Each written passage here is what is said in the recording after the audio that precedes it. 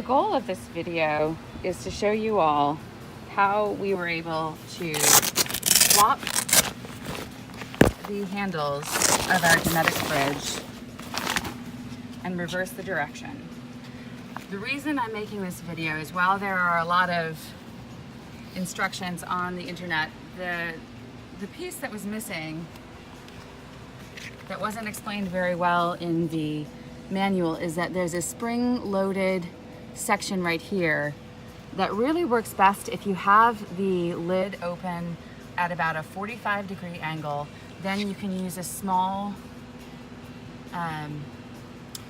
flat-headed screwdriver right here to pop that open and then take it off. Okay, so as you can see here, you can barely even see it. You have to lift under and push up, and then it comes off.